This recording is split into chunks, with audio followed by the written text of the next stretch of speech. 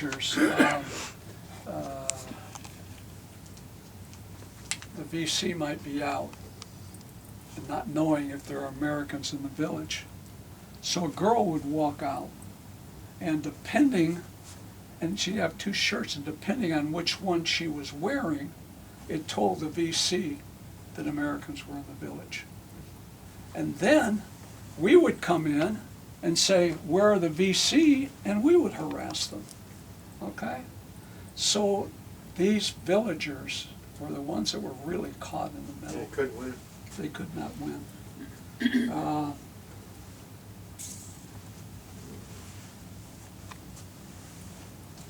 This is a 105 artillery piece. This is the unit I was in, Delta Battery 211, and it happens to be the same unit that this young lady's father was in. You'll find this interesting, Sam. There's an M50, or M6, Jesus, a 50 cal up there. Modus. Okay, Modus. It's got a scope on it. Vietnam, okay? Much of the first chapter of Hatchcock's book deals with him sniping with the 50 caliber. And they made a mount that they could take with them, and wherever they were at, they could put it on the 50 and snipe wherever they were at with the 50. He was big on that 50, Carlos. Weapons, that 50 caliber up there, I think most of us seen the movies with the B-24s and the B-17s fighting off the Japanese and the German planes, and the guy standing there firing. Well, that's what they're firing on the on those planes, the Ma-Deuce. And it's a Ma-Deuce because the military designation was an M2, and it was nicknamed the Ma-Deuce. But it became a ground weapon with a tripod in World War II. Today, they have incorporated that into a rifle, for a sniper rifle. The M60. I've shot that a bunch of times. Did you? Yeah. Where can we go? I want to shoot it. Yeah, that was when I was in the Army. You can't shot them. I don't know of any of them anymore except that one. That's the only one I've seen. Yeah. If you look at this, it gives you the impression that it's that machine gun there. This is actually the MG-42 machine gun. This machine gun killed thousands of Americans. This was way ahead of its time. It was the German machine gun, and it had, I think, a 1,200 round cyclical rate, 1,200 round. And once we captured that, that was the birth of the M60 up there. Okay. M14, outstanding weapon. The M16, when it was issued without any testing, and it got people killed. And there's a book there called Misfire that tells you about what happened with that weapon. Found a lot of dead soldiers with jammed M16s next to them. In May of 1967, we covered the 5th Marines, which was the infantry, the grunts. And they brought the 5th Marines in, and they brought us over, and they showed us that M16, and probably less than 2 hours later, they got issued the M16, and we didn't because they'd only had so many. Now, I kept my M14. About 2 weeks later, I'm looking at these choppers coming in, and it's just chopper after chopper, and I'm seeing people run out to them, and I want to know what's going on. And it turned out that they brought in 32 dead Marines that they dropped in a hot LZ. They dropped in a landing zone where they were taking fire, and every one of their weapons malfunctioned, and they died. There's a book which I've got to put that book up here. There's a book called Road of 10,000 Pains, it has to do with the 5th Marines in the Quezon Valley that we were covering. And one of the saddest stories that I read in there, about every 5th or 6th page, it doesn't do it to point a finger or create cause, it just relates it because it's matter of fact. Weapon jammed, Marine died. Weapon jammed, Marine died. Couldn't find a weapon. Going through other soldiers that had died trying to find a good weapon. And the saddest one was there was 2 Marines that were out front that they couldn't get to. And the next morning when they did get to them, both of them, their weapons had jammed and they were both shot in the forehead. And my mind can't grasp having a weapon that won't fire and having someone put a Stand muzzle over to you. my head. Yeah.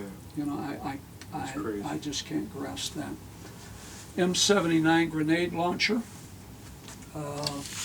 It fired something like this, and it was a wonderful weapon. Everyone wanted to be the grenadier, okay? And a lot of guys, and you'd hear, boy, my guy could put it anywhere. I'd say, I want it there, boom, there it goes, you know? And it was just a good weapon.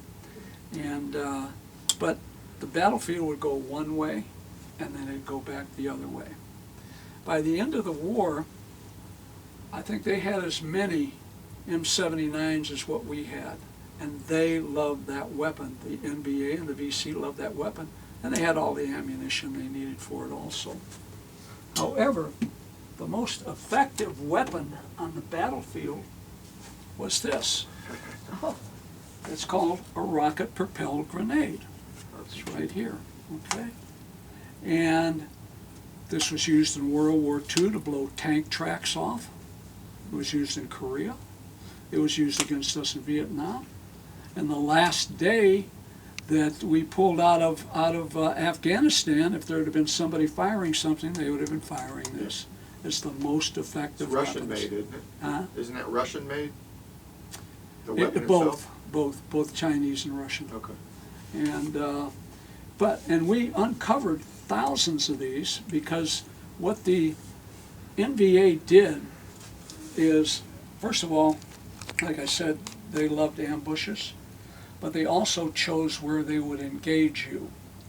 And they would have the VC and the village people, they would bury rice, they'd bury weapons and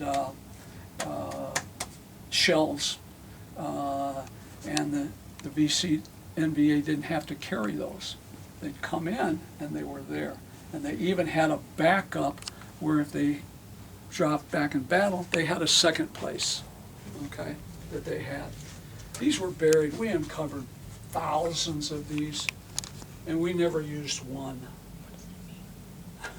We never used one. Most effective weapon on the battlefield, and we never used one.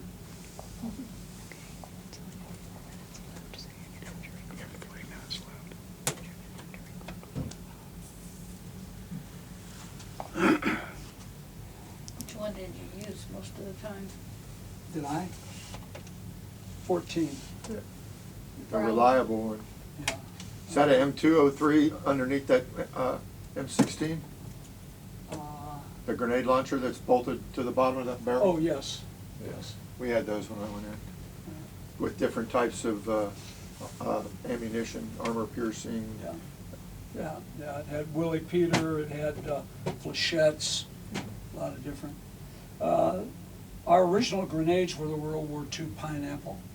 They smoothed them out, and then they said those American boys, they loved to play baseball, and so they made a grenade like a baseball.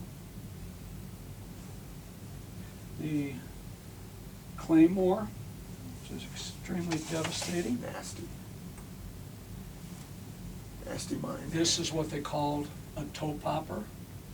They just put it out, you stepped on it, blow your toes off. It'd take 3 people out. 2 guys that had to carry you, and the This, when you stepped on it, it would go up and it would explode here. Nasty stuff. At night, if you thought you saw something, you could take one of these and you take the cap off, you put it on the bottom, and you'd hit it, and it'd shoot out a parachute with illumination on it.